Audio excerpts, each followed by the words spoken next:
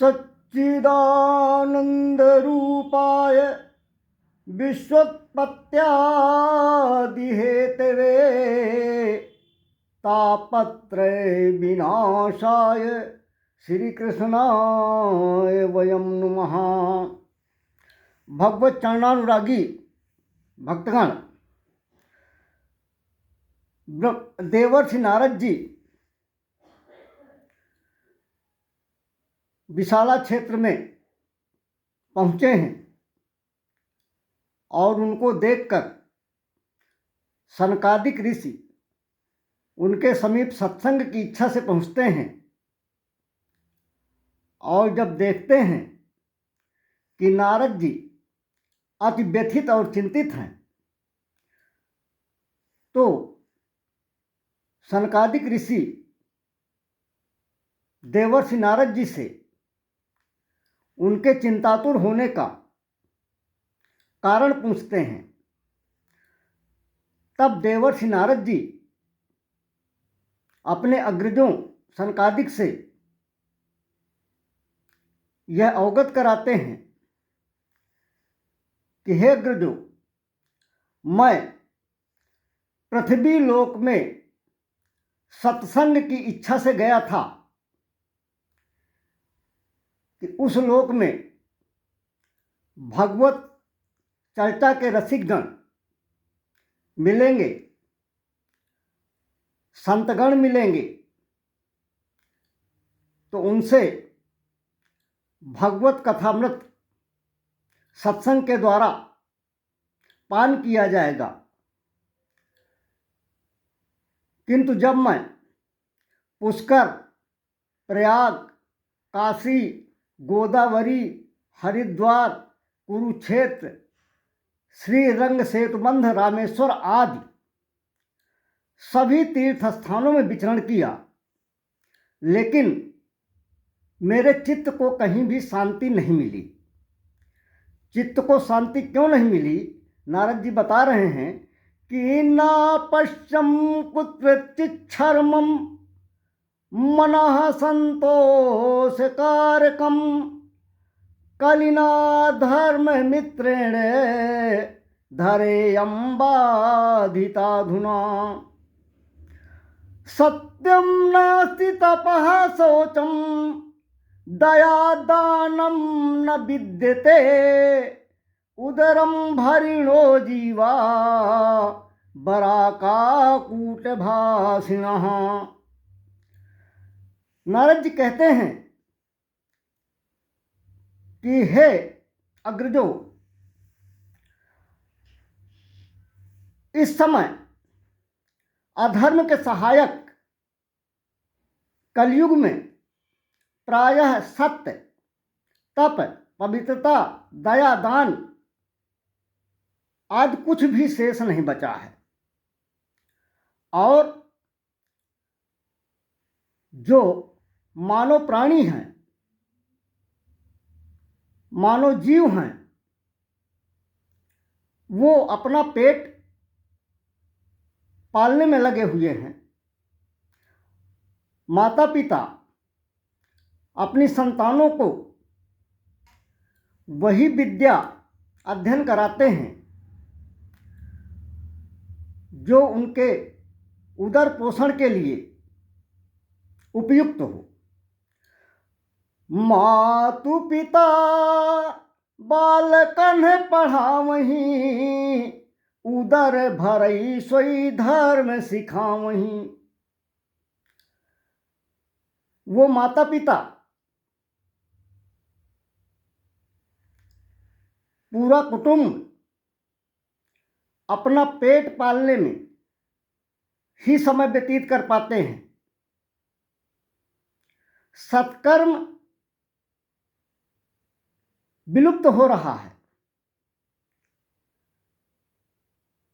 और जब कहीं भी मुझको संतुष्टि की प्राप्ति नहीं हुई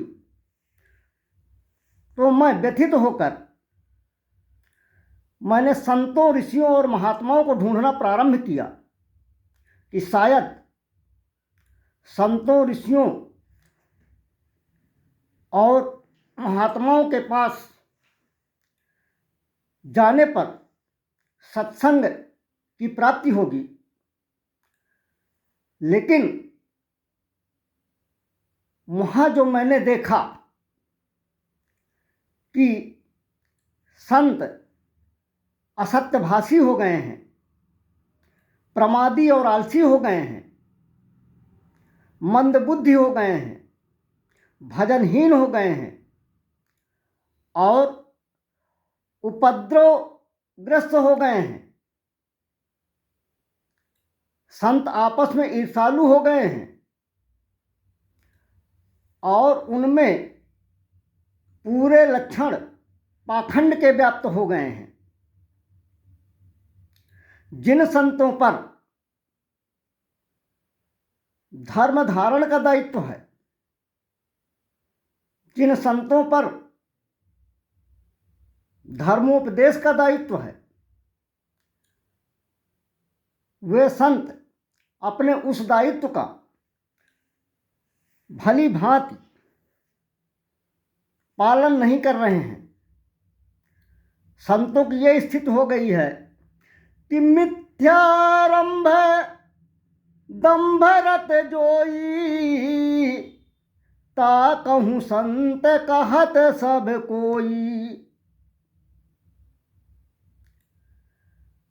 मंदाह सुमंद मतयो मंद भाग्या उपद्रुता,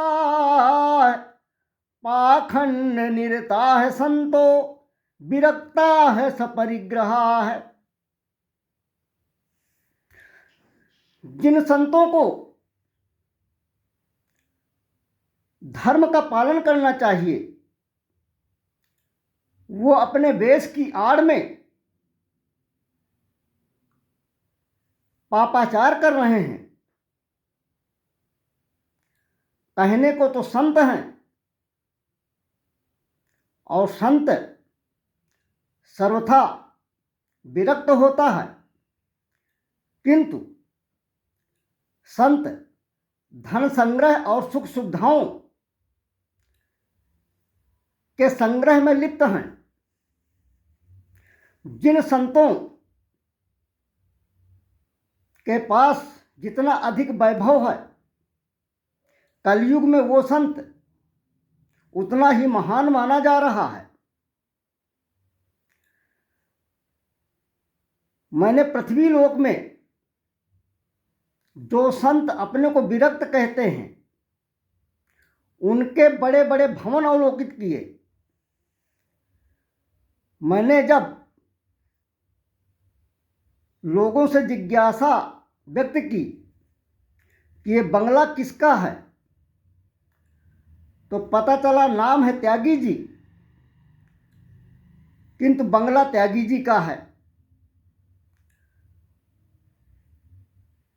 और आगे चलकर पूछा कि ये बच्चे किसके क्रीड़ा कर रहे हैं, तो बताया गया कि ये ब्रह्मचारी जी के बालक क्रीड़ारत हैं। और पुनः आगे चलने पर कतिपय मकानों से, कतिपय भवनों से अत्यधिक शोरगुल की ध्वनि आ रही थी। जब मैंने पूछा तो अवगत कराया गया कि यह आवाज़ें, यह शोरगुल मौनी बाबा के यहाँ से आ रही हैं। जब मैंने संतों की यह दशा देखी तो मैं अत्यधिक व्यथित हुआ।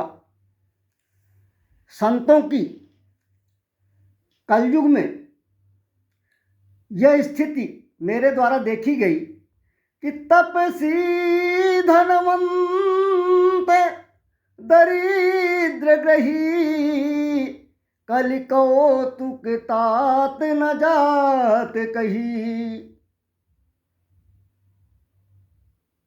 कलयुग में तपस्वी अर्थात संत धन और ऐश्वर्य से परिपूर्ण हैं, किंतु जो गृहस्थ वाले हैं, जो गृहस्थाश्रम का पालन करने वाले हैं, वो दरिद्र हैं। यह कलयुग का विचित्र आश्चर्य अवलोकित कर मैंने विचार किया कि संतों की स्थिति तो सही नहीं है। संतों में धर्मपरायणता न देखकर और उनमें व्याप्त पाखंड को अवलोकित करते हुए नारद जी कहते हैं, मैंने विचार किया कि अब चलकर गृहस्थों के यहाँ देखना चाहिए कि उनकी क्या स्थिति है। हो सकता है गृहस्थों में ही अभी कुछ भक्ति पारायणता शेष हो और वहाँ से सत्संग का कुछ रस प्राप्त हो सके। जब मैं गृहस्थों के आश्रमों में पहुंचा, गृहस्थों के घरों में पहुंचा,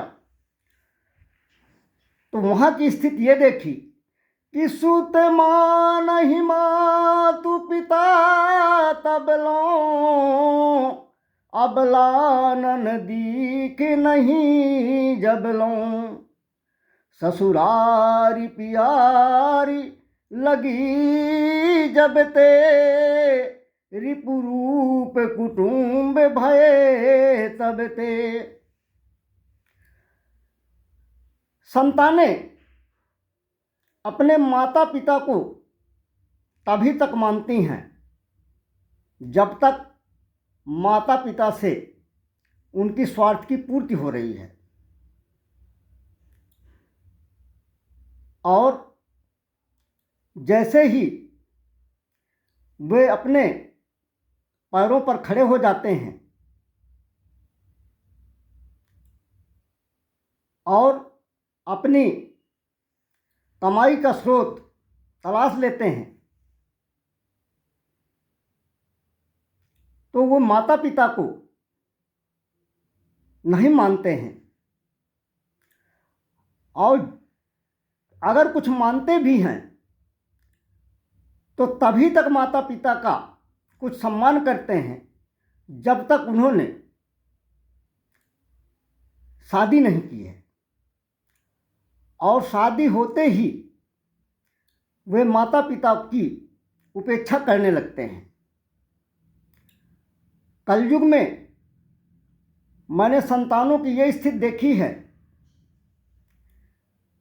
कि जैसे ही वे परिणय सूत्र में बंध जाते हैं और पत्नी के आते ही वे माता पिता को या तो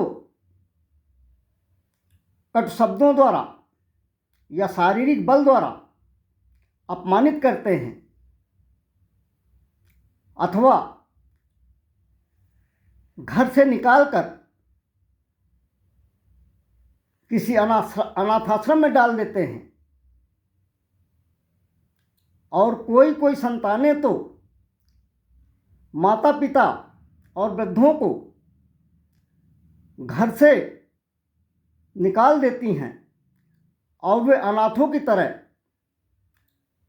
फुटपाथों में घूमते हैं, भिक्षा मांगते हैं। जैसे ही बहू के रूप में जो गृहिणी घर में आई है, उसको स्वामित्व मिल जाता है, तिजोरी की चाबी मिल जाती है, तो वो सास ससुर की सेवा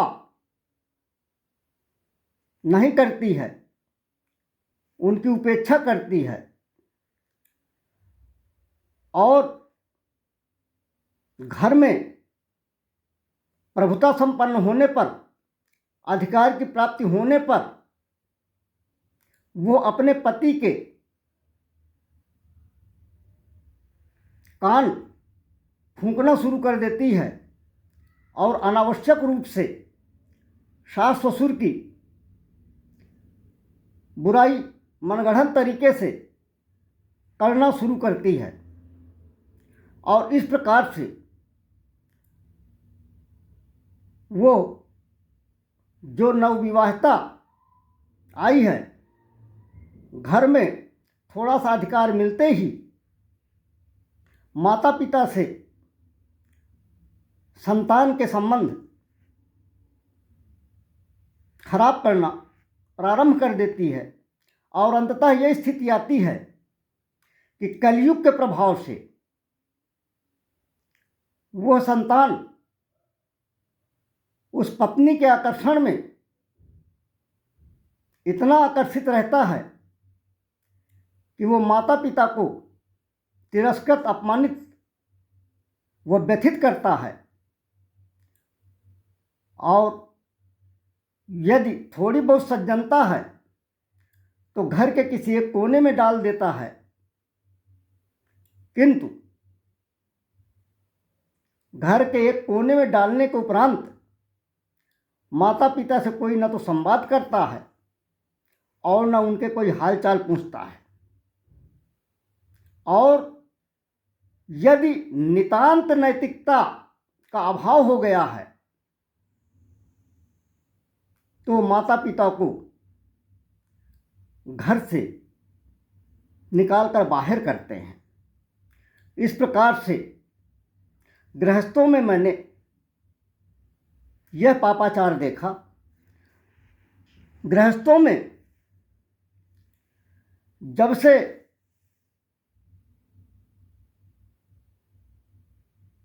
लड़के की शादी हो जाती है और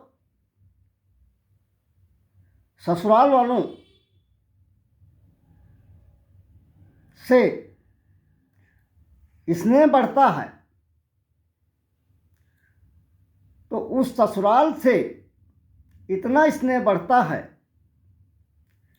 कि कुटुंबी लोग, घर परिवार के लोग, रक्त संबंधी लोग शत्रुवत दिखाई पड़ते हैं। और तरुणी प्रभुता गे है श्याल को बुद्धिदायक कन्या विक्रयणो लोभा दंपती नाम च कल्कनम। जब नई विवाहिता का प्रभुत्व घर में हो जाता है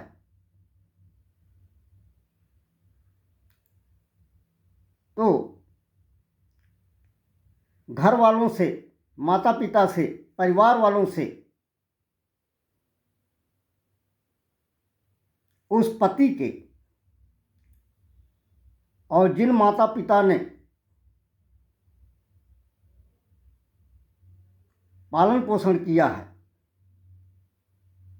उनसे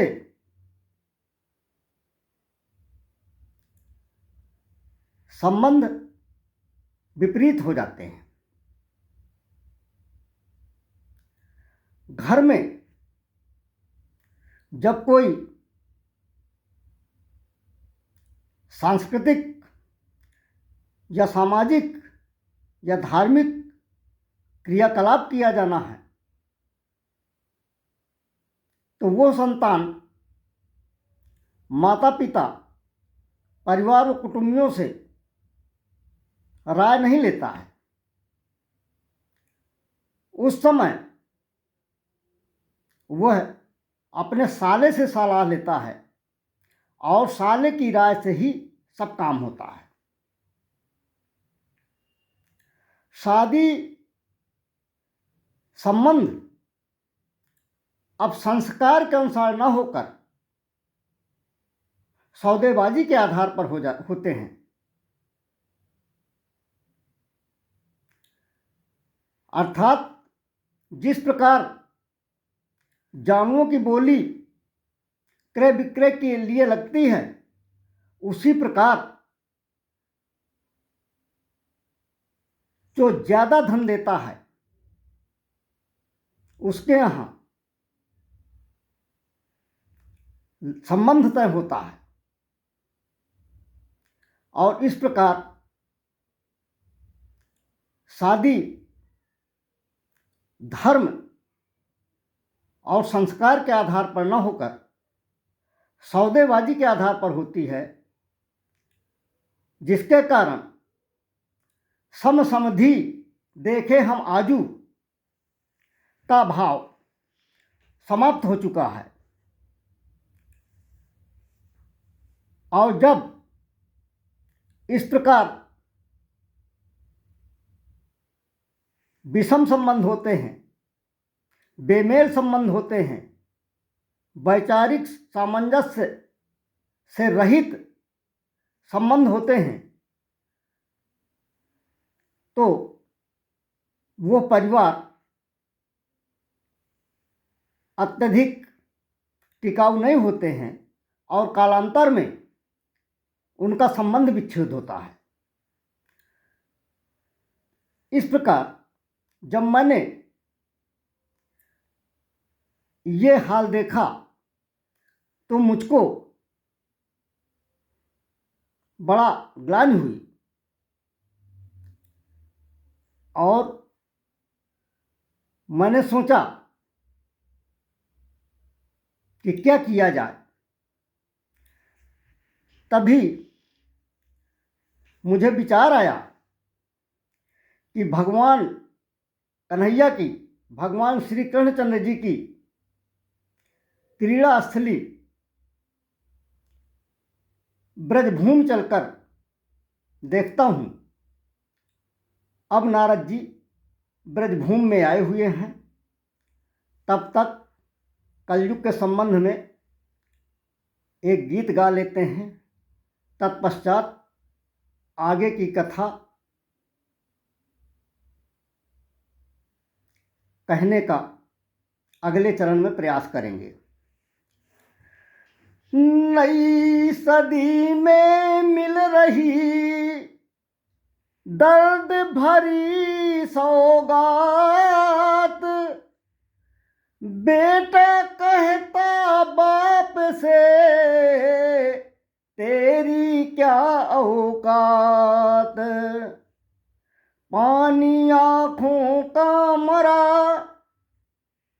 मरी शर्म रुलाज, कहे बहू अब सास से घर में मेरा राज, मंदिर में पूजा करें घर में करें कलेश, बापू तो बोझा लगे पत्थर लगे गणेश, सास ससुर लाचार हैं बहून पूरे हाल, आश्रम में सेवा करें पाखंडी निहाल,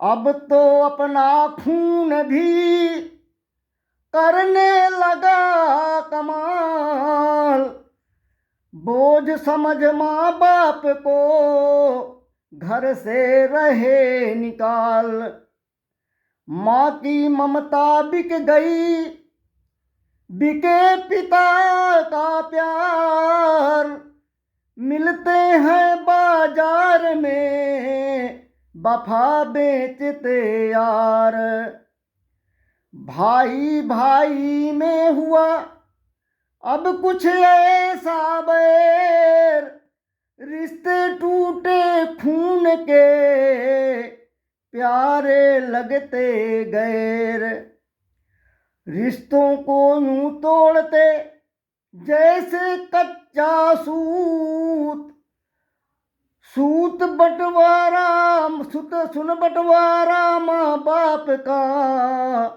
करने लगे कपूत। तो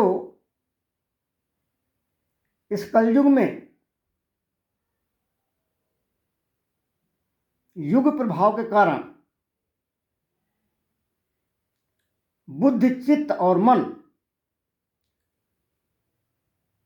दूषित हो रहा है, जिसके कारण हम अपनी संस्कृति, संस्कार और धार्मिक विरासत को विस्मृत होते जा रहे हैं।